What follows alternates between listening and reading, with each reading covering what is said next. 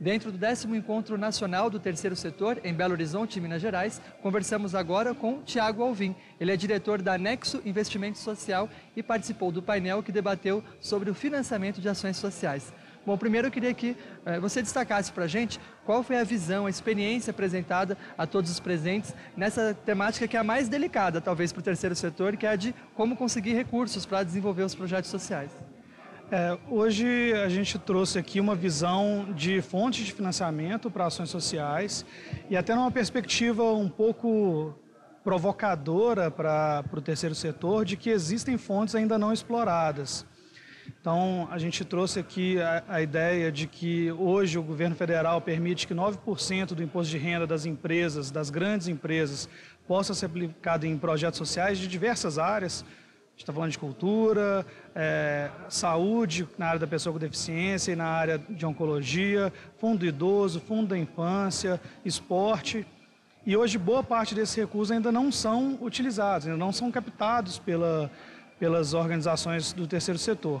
E a gente traz, principalmente nesse evento, para discutir como que pensar essa intersetorialidade, porque para esse recurso chegar na ação social, ele precisa da mobilização, tanto do governo que aprova os projetos, como das ONGs que vão elaborar esses projetos e buscar o financiamento, como das empresas que são os investidores sociais. Então, a gente tem em cada uma dessas áreas ainda recursos que anualmente podem ser aplicados, que nosso balanço do ano passado é que muita coisa deixou de ser e que esse ano a ideia era provocar um pouco para todo mundo se mobilizar para tentar buscar esse recurso e converter esse recurso que é do imposto de renda, que o governo permitiu que fosse aplicado na área social, que ele de fato chegue onde precisa chegar. Bom, queria que você trouxesse algum dado, por exemplo, que mostre para a gente o volume desses recursos que poderia ser utilizado para as entidades e por onde começar. Qual a sua dica para que elas possam se aprimorar nesse sentido? A referência que a gente tem do mecanismo mais maduro, que é o da Lei Rouanet, a Lei Rouanet já tem mais de 20 anos e circula pela Lei Rouanet 1 bilhão e 200 milhões de reais por ano. E para a Lei Rouanet é permitido 4% do imposto de renda das empresas. Nos outros mecanismos é permitido 1% do imposto de renda das empresas tributadas em lucro real. Então, o que dá uma estimativa é de 300 milhões de reais para cada um dos mecanismos. Na área do esporte mesmo, ano passado, foram investidos 220 milhões. Então, a gente tem um gap aí de 80 milhões de reais não aplicados.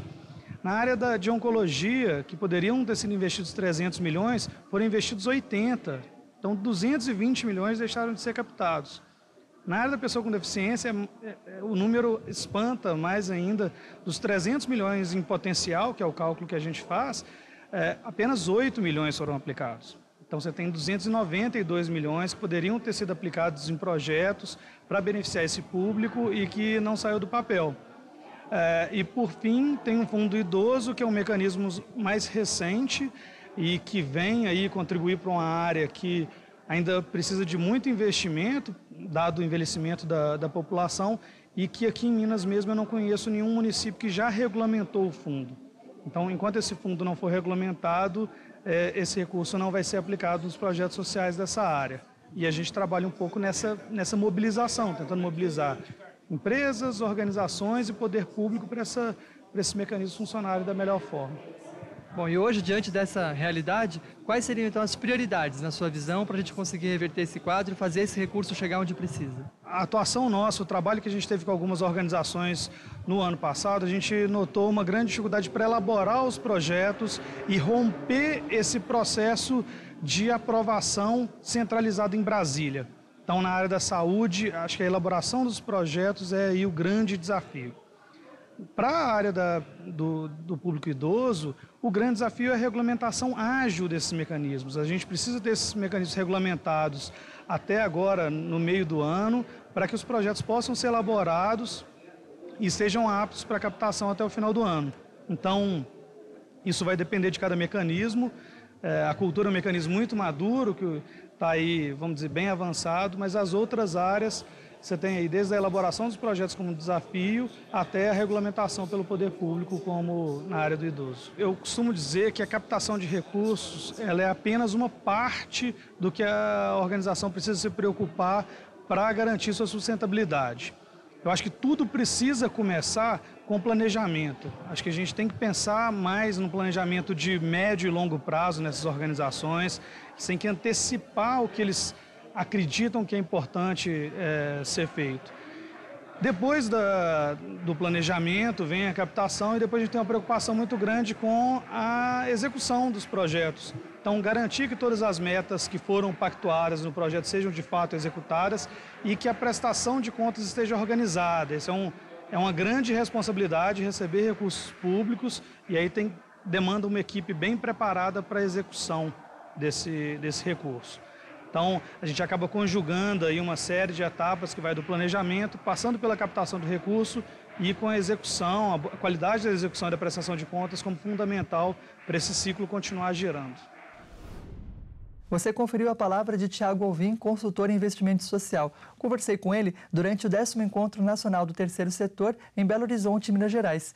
E com essa entrevista, nós encerramos essa série especial do programa Sociedade Solidária nesse importante evento, que foi promovido pelo SEMAIS, em parceria com a Fundamig e também com o Centro de Apoio Operacional ao Terceiro Setor do Ministério Público Mineiro. Ao longo de 3 edições aqui do programa, você conferiu os principais destaques desses debates, que envolvem as entidades sem fins lucrativos de todo o território nacional. E você sabe, aqui no Sociedade Solidária, essa agenda é permanente. Por isso, nós desde já o convidamos a continuar acompanhando o programa diariamente, pois aqui você sempre fica bem informado a respeito das principais novidades do terceiro setor no Brasil e no mundo. Essa edição do programa vai ficando por aqui e, para finalizar, nós trazemos um destaque do criador desse espaço, o educador Paiva Neto, em seu livro É Urgente Reeducar. Aqui, na página 178, ele nos traz a seguinte reflexão. Sem o proverbial estímulo da solidariedade ensinada pelo Cristo e pelos luminares das crenças e pensadores de escola, o progresso humano sempre ficará aquém das expectativas do coletivo.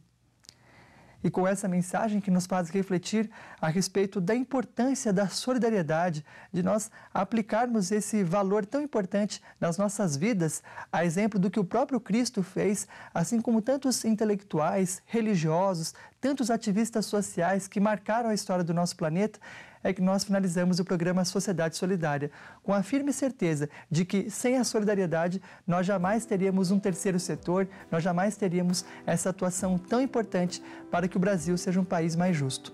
Por isso, agradecemos a você que esteve conosco em mais um dia e o convidamos a acompanhar diariamente o programa Sociedade Solidária. Muito obrigado pela sua audiência e até a nossa próxima edição.